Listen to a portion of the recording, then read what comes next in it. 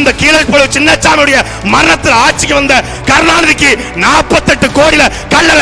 நீ எந்த இடத்துல இருக்குன்னு தெரிஞ்சுக்க. நீ எந்த இடத்துல, நீ கவுண்டரு, முதலியாரு, மூப்பனாரு, உடையாரு, தேவமாறு, கோணக்கமாறு, நாடகமாறு, பிள்ளமாறு, விளக்குமாறு அப்படின்னு பெருமை பேசுறல.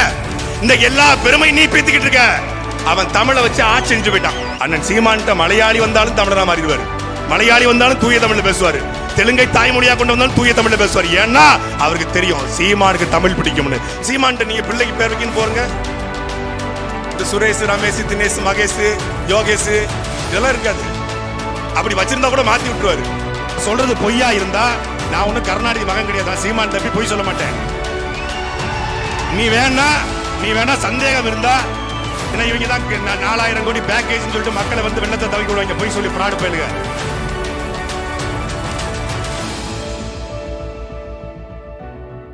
இந்திக்கு தமிழ்நாட்டில் ஆதிக்கமாம், எல்லோரும் வாருங்கள் நாட்டினரே, செந்தமிழுக்கு தீங்கு விளைந்து விட்டால் இந்த தேகம் இருந்தொரு லாபம் உண்டோ என்ற முழக்கத்தோடு தமிழ் வாழ்க இந்தி ஒழிக என்று 1964 ஜனவரி மாதம் 25ஆம் தேதி திருச்சி தொடர்வண்டி நிலையத்தில் சரியாக 4:30 மணிக்கு தமிழை வாழ வைக்க வேண்டும், தமிழை வீழ்த்தி நுழைய இருக்கிற இந்தியை தடுக்க வேண்டும் என்று தன்னுடைய உடலில் பெட்ரோலை ஊற்றி எரித்து வீர மரணமடைந்த கீழப்பழு சின்னசாமி நினைவு நாள் தான் ஒவ்வொரு ஆண்டும் மொழிப்போர் ஈகில் நாளாக கொண்டாடப்படுகிறது.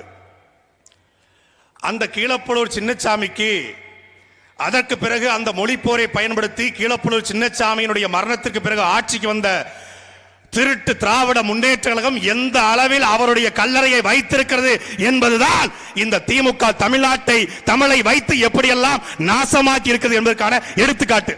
நான் சொல்றது பொய்யா இருந்தா நான் ஒன்னும் கருணாநிதி மகன் கிடையாது, சீமான் தப்பி பொய் சொல்ல மாட்டேன். நீ வேணா சந்தேகம் இருந்தா என்ன இவங்க தான் 4000 கோடி பேக்கேஜ் சொல்லிட்டு மக்களை வந்து வெள்ளத்தை தவிக்க விடுவாங்க, பொய் சொல்லி ஃப்ராட் போயிடுங்க. சென்னைக்கு மிக அருகில் சொல்லிட்டு 45 கிலோமீட்டர் கொண்டு கிளாம்பாக்கம் பேருந்து கட்டுவானுங்க, ஃப்ராடு போயிடுங்க. அது மாதிரி நம்ம கிடையாது, நம்ம சொல்றது உண்மை. போய் பாருங்க. ஒரு 3 அடி அகலம், 6 அடியில நீளம், 3க்கு 6 கீழப்பழு சின்னசாமிக்கான நினைவிடம். அதோடைய பட்ஜெட் எவ்வளவு தெரியுமா? 2 லட்சம் ரூபாய். இந்திக்கா திணிப்பிற்காக, தமிழ் மொழிக்காக தன்னுடைய உடம்பை எரித்து இறந்து போன கீழப்பழு சின்னசாமிக்கு 2 லட்சம் ரூபாயில கல்லற. ஆனால் அந்த கீழப்பழு சின்னசாமியுடைய மரணத்தில் ஆட்சிக்கு வந்த கருணாநிதிக்கு 48 கோடியில கல்லற. நீ எந்த இடத்துல இருக்குன்னு தெரிஞ்சுக்க. நீ எந்த இடத்துல, நீ கவுண்டரு, முதலியாரு, மூப்பனாரு, உடையாரு, தேவமாறு, கோணக்கமாறு, நாடகமாறு, பிள்ளமாறு, விளக்குமாறு அப்படின்னு பெருமை பேசுறல. இந்த எல்லா பெருமை நீ பேத்திக்கிட்டு இருக்க. அவன் தமிழை வச்சு ஆட்சி செஞ்சு போயிட்டான், ஆண்டு போயிட்டான், கோடி கோடியா கொளுத்துட்டான். ஆட்சிக்கு வந்து கிட்டத்தட்ட 60 வருஷம் ஆச்சு. தமிழை வைத்து ஆட்சிக்கு வந்த திமுக, உடுமலைப்பேட்டை தமிழர்கள் நிறைந்திருக்கிற பகுதி, ஒரு கடையில தமிழ் இருக்கா? ஒரு கடையில. இதான் திமுக ஆளு லட்சணம். இதே இடத்துல உங்களுடைய அண்ணன், எங்களுடைய அண்ணன் செந்தமிழன் சீமான் முதலமைச்சரா இருந்திருந்தா இந்த கடை வீதியில ஒரு வீதியில ஆங்கிலம் இருக்குமா? தமிழ் தான் இருக்கும். ஏன்னா அவன் தமிழ் வெறியன், தமிழ் வெறியன். பண வெறியன் கிட்ட ஆட்சி போக கூடாது, ஒரு இனவெறியன் ஆட்சி போகணும். நீங்க நினைச்சிட்டு இருப்பீங்க அண்ணன் சீமான் வந்து ஏதோ மேடையில பேசும்போது மட்டும் தமிழ்ல பேசுவாரு, நேர்காலம் மட்டும் தமிழ்ல பேசுவாரு, யாராவது முக்கியமான ஆட்கள் வந்தா மட்டும் தமிழ்ல பேசுவாருன்னு. ஒரு சமீபத்தில் அண்ணன் சீமான் அவர்களுடைய ஒரு படப்பிடிப்பு, ஒரு புகழ்பெற்ற இளம் இயக்குனர், அந்த படத்தில் ஒரு கதாநாயகனாக ஒரு புலப்பெற்ற இளம் இயக்குனர், 2 பேரும் ரொம்ப மாடனு, நுனி நாக்கில் ஆங்கிலம் பேசக்கூடியவங்க. ஒரே நாள் அண்ணன் கூட உட்காந்து சாப்பிட்டாங்க. நான் கவனிச்சுட்டே இருந்தேன். அண்ணன் சொல்றாரு குவளையில மிளகுச்சாறு கொண்டு வான்னு சொல்லி அந்த பரிமாற்ற தம்பிட்டு சொல்றாரு. மறுநாள் அந்த புகழ்பெற்ற இளம் இயக்குனரும் அந்த நடிகரும் எங்களுக்கும் குவளையில மிளகுச்சாறு கொடுங்கன்னு சொன்னா. இது தாண்டா சீமான், இதாண்டா சீமான். நெருப்பு எல்லாவற்றையும் நெருப்பாக மாற்றும், நெருப்பு தன்னகத்தை வருகிற எல்லாவற்றையும் நெருப்பாக மாற்றுவது போல செந்தமிழன் சீமான் என்கிற அந்த தமிழினத்துடைய மகன் எல்லாவற்றையும் தமிழனாக மாற்றுவான். அண்ணன் சீமான்ட்ட மலையாளி வந்தாலும் தமிழனா மாறிடுவாரு, மலையாளி வந்தாலும் தூய தமிழ்ல பேசுவாரு, தெலுங்கை தாய்மொழியா கொண்டு வந்தாலும் தூய தமிழ்ல பேசுவார். ஏன்னா அவருக்கு தெரியும் சீமானுக்கு தமிழ் பிடிக்கும்னு. சீமானுக்கு தமிழ் பிடிப்பதை விட தமிழுக்கு சீமானை பிடிக்கும் என்பதால் யதார்த்தமான உண்மை. அந்த மாதிரி ஒருத்தன் ஆட்சி வரணுங்க, அந்த மாதிரி ஒருத்தன் ஆட்சி வரணும்.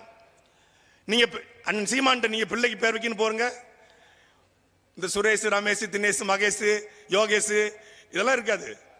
அப்படி வச்சிருந்தா கூட மாத்தி விட்டுருவாரு. தஞ்சாவூர்ல கலந்தாய்வு, ஒவ்வொருத்தருக்கா பேரை பட்டியல உறுப்பினர் சேர்க்கையில் அந்த பொறுப்பு போடுறதுக்கு பார்த்துட்டு இருக்காங்க. பக்கத்தில் மணிசீதன் அண்ணன், ஹிமாயின் அண்ணன் எல்லாரும் நிற்கிறாங்க. அப்போ இவர் பேர் என்னப்பா? இவர் பேர் ரமேஷ். ரமேஷா? ரமேஷ் சுரேஷ் ஒரு பேராப்பா. இவர் பேர் இன்னிலிருந்து ராவணன் பாட்டுறாரு.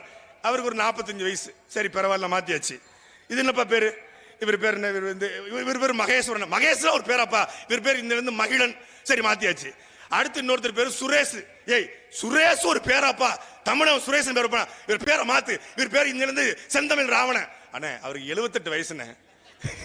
பேரம்பேத்திலாம் எடுத்தாருண்ணே. ரொம்ப கஷ்டம், விட்டுரு. அதாவது வடமொழி பெயர் கொண்ட ஒருத்தர் கூட தன் கட்சியில் இருக்கக்கூடாது என்று நினைக்கிற ஒரு தலைவன் அண்ணன் செந்தமிழன் சீமான். ஒரு காலம் இருந்தது, ஒரு காலம் உண்மையிலே திமுகவில் ஒரு காலம் இருந்தது. ஒரு காலத்தில் தமிழ்ல பெயர் வச்சா திமுக கட்சிக்காரன் கேட்ட காலம் ஒரு 1955 காலகட்டத்தில் இருந்தது. அன்றைக்கு நாவலர் நெடுஞ்செழியன் இருந்தாங்க, ஈவிகே சம்பத் இருந்தாங்க, அண்ணாதுரை இருந்தாங்க, மிகப்பெரிய ஆளுமைகள் இருந்தாங்க, தமிழ் பட்டோடு உண்மையிலே இருந்தாங்க ஆரம்ப காலகட்டத்தில். ஆனால் இன்றைக்கு நீங்கள் ஒரு தேநீர் கடையில போய் எனக்கு ஒரு குவளை தேநீர் கொடு என்று கேட்டால் நீ நாம் தமிழர் கட்சியா என்றுதான் கேட்பான். அப்படி ஒரு காலத்தை அண்ணன் சீமான் உருவாக்கி இருக்கிறார். ஒரு புரட்சி. அது மட்டும் இல்ல, முன்னாடி எல்லாம் உணவகத்துக்கு போனோம்னா ஒரு பால் கொடுக்குறாங்கன்னா பால் பக்கத்துல சக்கரை இருக்கும். எது சக்கரை? வெள்ளை சக்கரை. அதுக்கு பக்கத்துல சீனி இருக்கும், அப்புறம் தேயிலை இருக்கும். இப்போ 5 ஸ்டார் 7 ஸ்டார் உணவகம் தொடங்கி சாதாரண உடுமலைப்பேட்டையில் கூடிய உணவகம் வரைக்கும் நாட்டு சக்கரை இருக்குது என்றால் அதற்கு காரணம் நாம் தமிழர் கட்சியும் அண்ணன் செந்தமிழன் சீமானும். இதுதான் தலையில் புரட்சி, தலையில் மாற்றம். ஒரு தலைமுறை மாறிட்டான். தமிழ் இனம், மொழி, பண்பாடு, கலாச்சாரம் என்று பேச ஒரு தலைமுறையை அண்ணன் சீமான் உருவாக்கியிருக்காரு. சீமான் கவுன்சிலர் கூட ஆகல, ஒரு பிரசிடண்ட் கூட ஆகல, ஒரு எம்எல்ஏ கூட அடிக்கல, ஒரு எம்பி கூட அடிக்கலண்டா. தமிழையும் இனத்தையும் பண்பாட்டையும் கலாச்சாரத்தையும் காக்கத்தான் நாங்கள் வந்தேமே ஒழிய நாங்க எம்எல்ஏவாகி எம்பி ஆகி முதலமைச்சராக இல்ல. நாங்கள் முதலமைச்சராகி செய்ய வேண்டியதையே இப்ப செஞ்சுக்கிட்டு இருக்கிறோம். ஆனால் ஒரு நாள் அந்த சட்டசபையிலும் உட்கார்ந்து கையெழுத்தின் மூலமாக அதிகாரத்தின் மூலமாக செய்வோம். அதற்கு உடுமலைப்பேட்டையிலே வாழ்கிற மானத்தமிழ் உறவுகள் நீங்கள் அணியமாகணும். இதுவரைக்கும் திருட்டு திமுகவுக்கும் இந்த அடிமை அதிமுகவுக்கும் இந்த பாசிச பாஜகவுக்கும் ஓட்டு போட்ட நீங்கள் ஒரே ஒரு முறை விவசாய சின்னத்துக்கு வாக்களியுங்கள்.